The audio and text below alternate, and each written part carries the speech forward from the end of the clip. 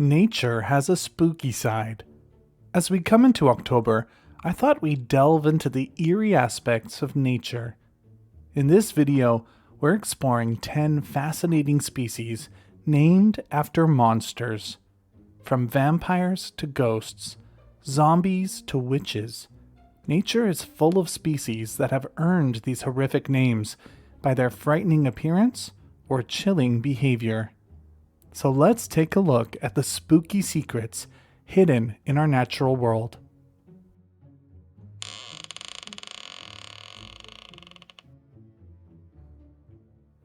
Throughout much of the Americas lives a huge moth with a name and folklore fitting of a scary movie. The black witch moth is mostly brown, but has pops of iridescent purple and blue. They're relatively large, with a wingspan of as much as 24 centimeters, and when in flight, they're often mistaken for bats. While their appearance alone might be enough to make someone feel nervous, in many cultures throughout their range, they have ominous folklore attached to their presence. In Mexico, Brazil, Ecuador, and Peru, if a black witch visits your house, it's believed that someone is about to die. In Jamaica, these moths are believed to be a lost soul that hasn't found rest, so being visited by a black witch is akin to being visited by a ghost. But it's not all bad. In Hawaii, the moths are believed to be the soul of a lost loved one who has come to visit, and in the Bahamas and parts of southern Texas, their presence at a light outside your house could mean that someone is about to come into a lot of money.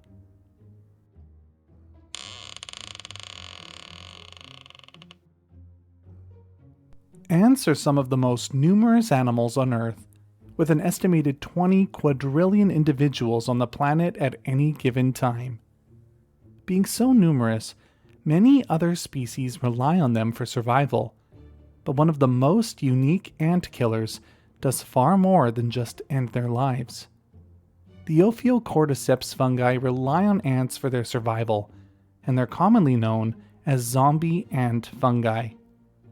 When an Ophiocordyceps manages to encounter an ant, the spore attaches to the exoskeleton, eventually breaking through and entering the ant's body.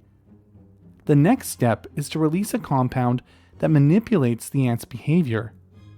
It causes the ant to convulse at irregular intervals in order to dislodge it from plants and knock it to the forest floor.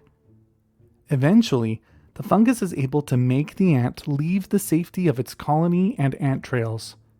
The zombie ant walks out into the forest, climbs a plant, and latches onto the underside of a leaf or a stick in a spot with the perfect temperature and humidity for the Ophiocordyceps fungus. This is called the death grip, and once the ant is locked into a spot, this is where it will eventually die. Finally, a fruiting body of the fungus bursts out of the space between the ant's head and thorax, and spores are released into the forest, ready to infect the next scourge of zombie ants.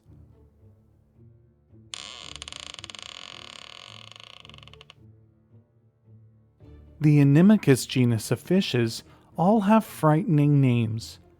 Known as demon stingers, sea goblins, spiny devilfish, devil scorpionfish, and bearded ghouls, the different species have faces that not even a mother could love. Their heads are flat and slightly depressed, and their eyes, mouths, and nostrils project upwards and outwards, giving them a face as frightening as any Halloween mask on the market. Found in the Western Pacific, these fish are closely related to true stonefishes, and just like their cousins, they have a highly potent venom found in the spines of their dorsal fins. Despite their cryptic coloration, when threatened, they have another surprising line of defense. They can display brightly colored pectoral and caudal fins in an effort to warn potential predators to stay away.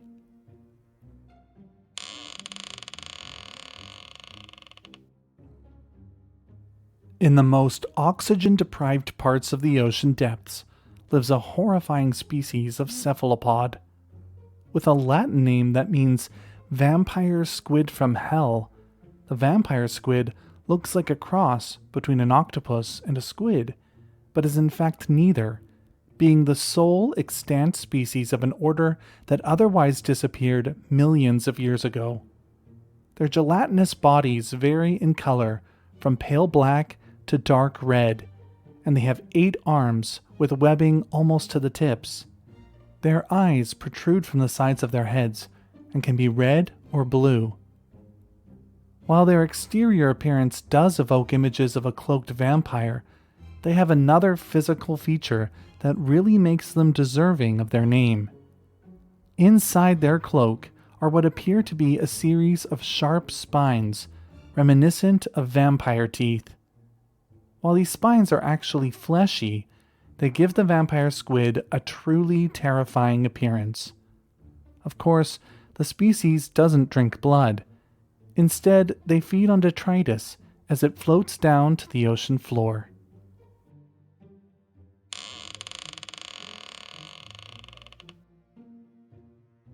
In the forests of central Madagascar lives a lizard that's very hard to spot. A species of leaf-tailed gecko that's almost able to disappear among the plants on which it lives. Satanic leaf-tailed geckos have flattened tails with missing notches in order to appear like a dead and decaying leaf, and they have a line down their backs to add to the deception. Being so difficult to find, they were given the epithet phantasticus, meaning imaginary or mythical, similar to the English word phantom. But they have a couple of other features that make them stand out. Their body coloration is highly variable, and they have big red eyes with horn-like projections above them. On specimens that are darker in color, this makes them look particularly frightening, and when startled, they'll open their mouths, displaying the bright red and pink flesh inside. Together, these features really do make the satanic leaf-tailed geckos deserving of their name.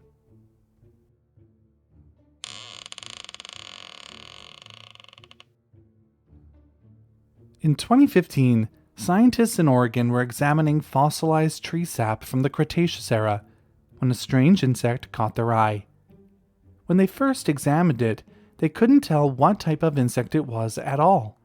It had legs like a grasshopper, no wings, antennae like an ant, a body like a true bug, and the face of a wasp. They were stumped. The amber was sent to various experts in Cretaceous insect life, and no one was quite sure what it was. But they did notice one thing. On closer examination, it appeared to have a stinger. They felt that it was most likely a species of wasp, but that it represented a family of wasps that no longer exists today. They named it Aptenoperissus burmanicus, and it's commonly called the Frankenstein wasp, thanks to its odd mix of features. These insects likely hunted on the ground, capturing prey with their long legs and delivering a powerful sting. Interestingly, it's hypothesized that the wasps hunted and traveled by jumping, and that they were likely capable of jumping higher than most other species of insect.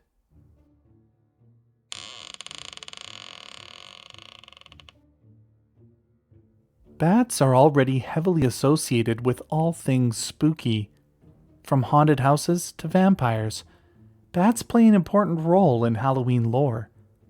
The most obvious species of bat to cover in this video would be the vampire bat, but there's another species of bat from northern Australia that fewer know about, but whose features make it worthy of its name. The ghost bat is part of a family known as false vampire bats. They have huge ears, protruding eyes, a nose leaf, and sharp teeth. They get the name ghost bat from their white coloration and nearly transparent wings. The species is even more impressive because of what it eats. While they will feed on insects like other carnivorous bats, this is the only species of bat in Australia that will also eat vertebrates. In fact, they've been shown to primarily feed on vertebrates. Their favorite food is budgerigars, which they snatch out of trees as they roost at sunset. They've also been observed hanging from low branches, listening for any rustle on the ground. When they hear a passing reptile, amphibian, or small mammal, they drop down onto it, killing it with a bite to the neck.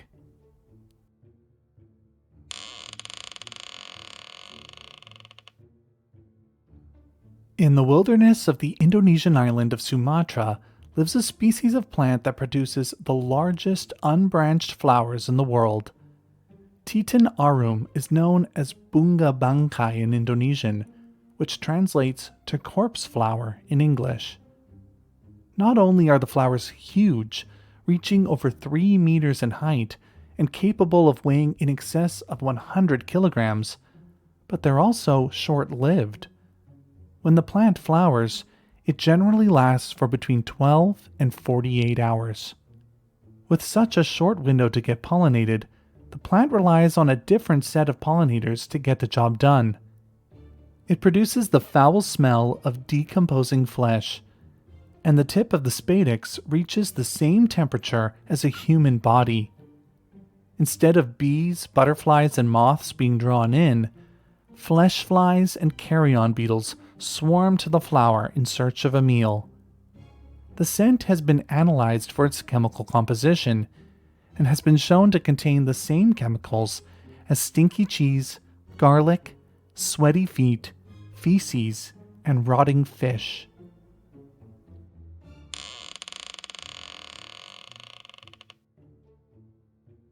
In 2002, a new genus of worm was discovered off the coast of California. They have no mouth, no gut, and no anus, instead using acids and a strange root-like appendage to feed. Known as zombie worms, the larvae swim in the water column, trying to detect the scent of dead flesh. Zombie worms have a specialized diet, feeding exclusively on the bones of large marine mammals like whales, and when they find what they're looking for, the larvae dig in, using acids and symbiotic bacteria to absorb proteins and lipids from the bones. These worms are also unique for the extreme sexual dimorphism they display. In some species, females are as much as 20,000 times larger than males. Large marine mammal carcasses are rare, so in order to reduce competition with their own species, males never develop past the larval stage. Over the last 2 decades, at least 26 species of zombie worm have been described from oceans around the world.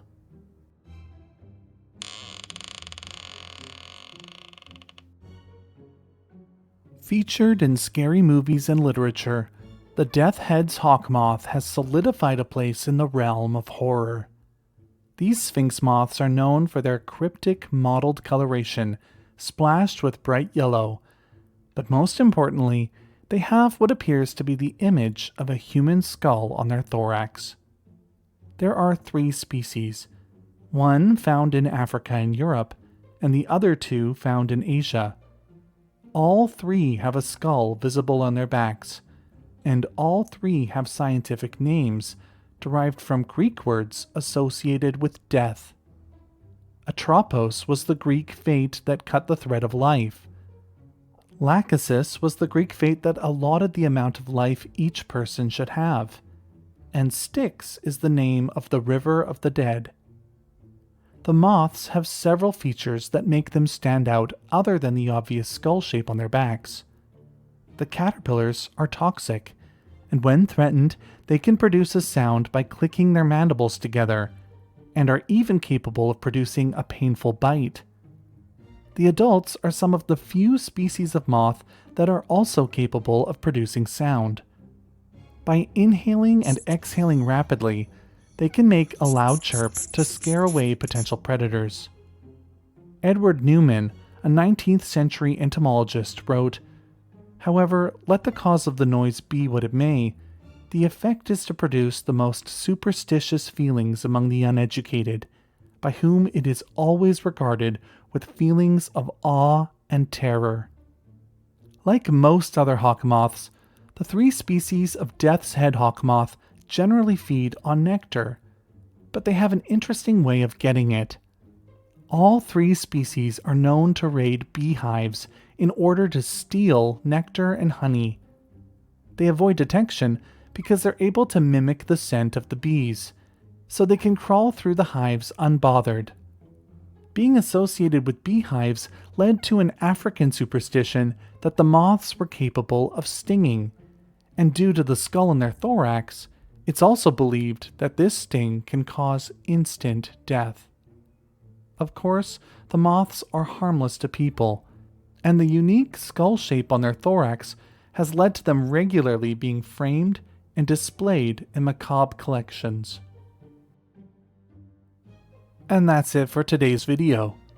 What other spooky sides of nature do you want to see covered this month? Let me know in the comments below. I need to say a special thanks to my patrons.